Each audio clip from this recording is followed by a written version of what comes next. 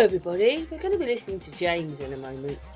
He asked me to get some photographs of piano keys and also the ribcage. And when we were going through the video I realised that on the keys, I wonder if he's aware of it. Look, it's the months of the year. I wonder if he saw that. I'm just doing a mental recap. I mentioned about shopping malls, retail parks. I'm just mentioning this to you for if you want to add in different visuals and things. But certainly the rib cage and the keyboard of a piano. There's plenty of images you can get off Google and things that show all this.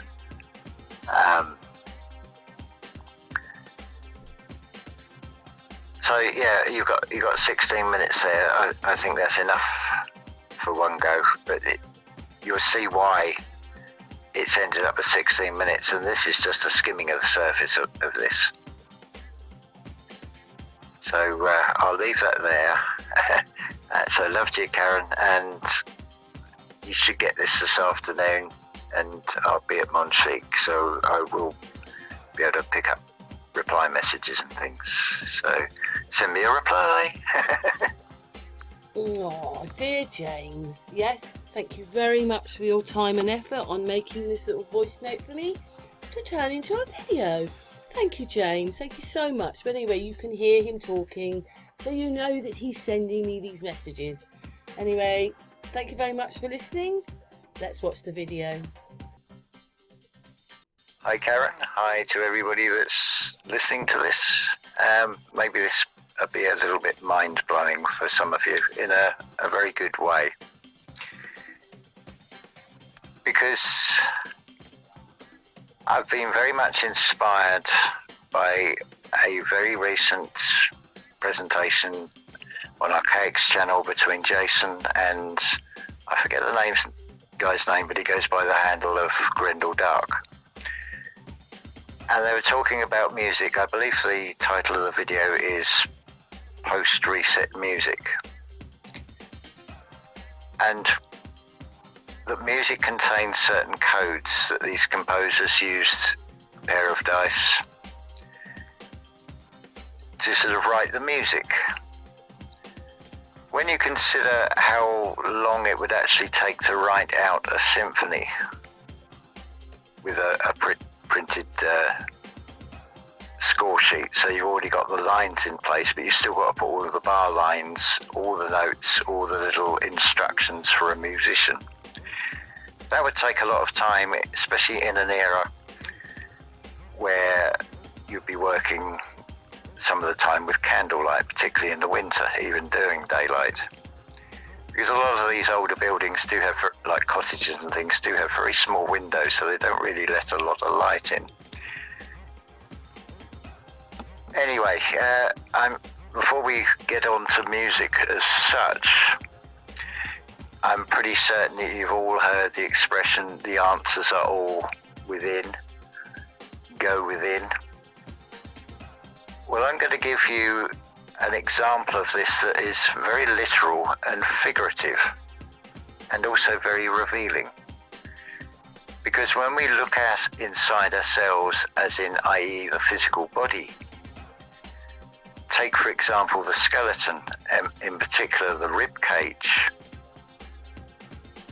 you get a very interesting phenomenon that is revealed from this in the number sequences. The rib cage consists of 12 ribs on each side, gives you a total of 24. Of the 12 ribs, there is a split of 7 and 5. The 7 ribs join at the sternum, the breastbone, and are attached. The lower 5 ribs, which are called false ribs, have a secondary split of a group of 3 and a group of 2. The bottom 2 are very short, but it allows for expansion when breathing by not being joined and fixed like the upper 7.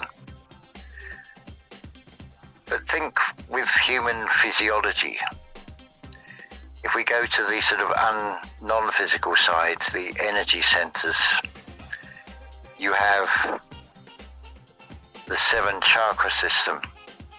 You have the 5 senses for the external and also for the internal. So you have a 7-5 being expressed there. You have 12 cranial nerves. You have the 12 ribs, as it were. So you've got all these number sequences going on within, in the physical sense. But now when we turn to the piano keyboard, you have the white notes and the black notes, the black keys and the white keys. And on a scale of C, which goes C, D, E, F, G, A, B, and then back to C. So C to B is the 7. And then on the layout of a piano keyboard, you have 5 black keys split into a 3 and a 2, which echoes the same sequence shown in the rib cage. So I do wonder if the original musical instrument may have been a rib cage that was struck with a bone or something that gave off a certain tone. Because obviously the ribs are all different lengths as well. So there's an example of going within the cross comparison that you can do. What also comes into this on a standard piano keyboard, not all of them, but on a standard piano keyboard, it's generally accepted there are 88 keys. Well, it just so happens there are 88 constellations. So it's amazing what comes into this with music. And if I break down the word music, or rearrange the letters, I can get I, see, some. So whilst I don't claim to be an expert, and I'm certainly not a musicologist, but I do have a certain understanding of music theory. And what I see up in here is a pattern of follow your bliss, follow your passion. Go with things that you're interested in, because it's surprising what you can then bring to the table from what you've learned. Especially when it is a cross comparison with something else, like the piano keyboard and the rib cage. It's like, isn't it interesting how you have that same number sequence? Now, because when we're talking about the ribs, it's 12 pairs. So you have 12 ribs on each side. You also have 12 major and 12 minor keys in music, giving you that 24 as well. And of course, with the measurements of the day, you have 12 hours of day, 12 hours of night at the equinox points. So you've got that same pattern reflected there as well. It's just amazing, the different tangents. So music, I see some, is what I get out of that. Because music is showing you some of the things that builds to a far bigger picture. I'm also being inspired from that presentation on archaics of, I'm going to bring to the table everything that I've got, everything that I've learned through this cross comparison of things. Because it may inspire another who has a greater knowledge in a particular area. Maybe someone who's a pianist, someone who can actually read music, which I can't do. And they may see more things in this than I can bring, but it may be that spark that then says, that reminds me of whatever the thing is. And then we get a greater understanding of things. Because there's also the question comes out of this, if there was a secret code, or music is composed by the roll of a dice, by what are regarded as geniuses in music, the likes of Wolfgang Amadeus Mozart, Ludwig van Beethoven, and many, many more. There's also the tie-up with, particularly with Mozart, with Masonic lodges, and if you listen to that word Masonic, you've got the word sonic, which is to do with sound. Now, I'm not suggesting that you write this all off as music is now evil. I've reached possibly 3 conclusions as to why things are the way they are, why we have these strange coincidences with the numbers and things, and the interrelation of music to so much else. Of all the arts, it is the one that stands out more than the others, and incidentally there is no fixed agreement on what are the arts. Some will say 7, but you can include photography and film as forms of arts. That would give you 9 instead of 7. But then you have the traditional arts like music, painting, dancing, sculpture, and so on. But it just comes down to perspectives, basically. But there is something expressed in art, because art is from the imagination. So by definition, it is creation from the imagination, which seems to be an attribute of this thing we call God. So we do a micro version of it in an individualized form. I would suggest that it's more likely that there was a knowledge that was passed down that has been corrupted, so things are used in a very different way. It's so easy, and so often people talk about everything associated with Hollywood, but no one stops to think about what about the music industry. It doesn't get the same attention in that regard, but there clearly is evidence that is just as corrupt in its own way. Music is, of all the arts, is the one that can have the most dramatic effect just listening to it. You can suddenly feel very happy from something you hear, or very sad. How it can be inspirational, how it can bring out very negative qualities as well. So with a knowledge of how to use that in a certain way, that could be used for very non-benevolent purposes, but equally it can be used for benevolent purposes. So I don't feel it is exactly clear-cut to be able to say it's sinister or it's good, as it were. It's finding the balance between there is a huge key to that, and there is a pattern that is reflected in what we ingest physically rather than mentally through sound, through music.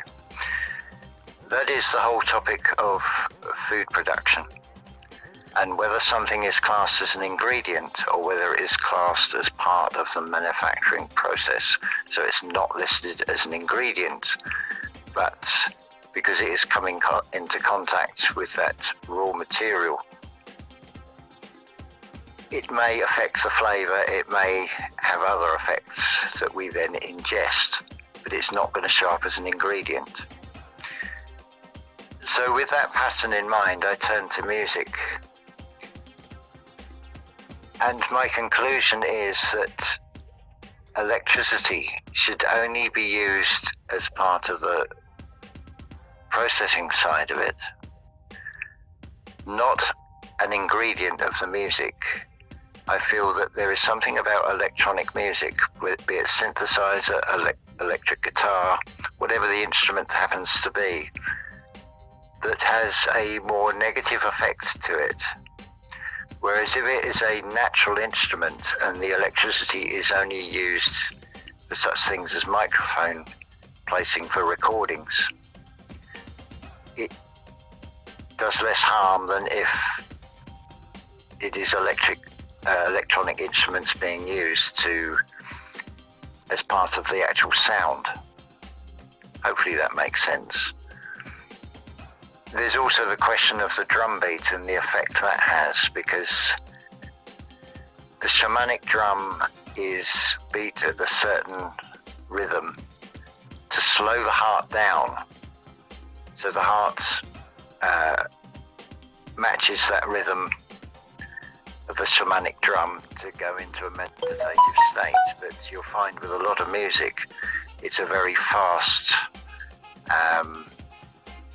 adrenaline rushing type of feel to a drum beat, and it's having the opposite effect.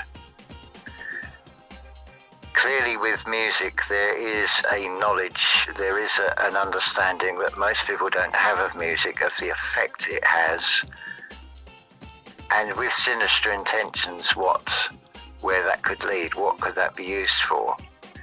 I'm pretty sure that most of you will have noticed that every retail outlet you go into, every shop, every public place, it seems more and more that there are always speakers. Retail parks are another one.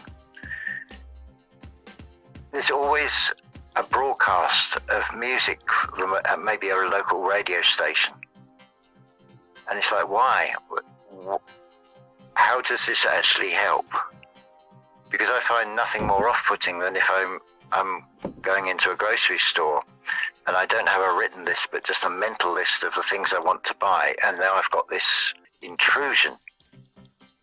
And it's more likely than not that it's going to be something that I don't like, that would be classed as music, to which I would actually class it as noise. And it does create a sort of interference pattern on the function of what was it I came into this store for. I'm saying all this because this is intended to be thought-provoking. Because I can't be expected to know every aspect of this. It's such a complex subject, but it is something I'm interested in, so I have pursued it as an armchair interest. So I'm just sharing my experiences and things and putting it out there in the field, that it'll inspire another to think, oh yeah, and then be able to bring a bit more to the table, so we have a far greater understanding of what is actually going on. So we're now up to almost 16 minutes, so I think that's a good time to stop for this. So thank you very much for listening, and I hope that has given you plenty to sort of weigh up and ponder. You may even start listening to music in a very, very different way.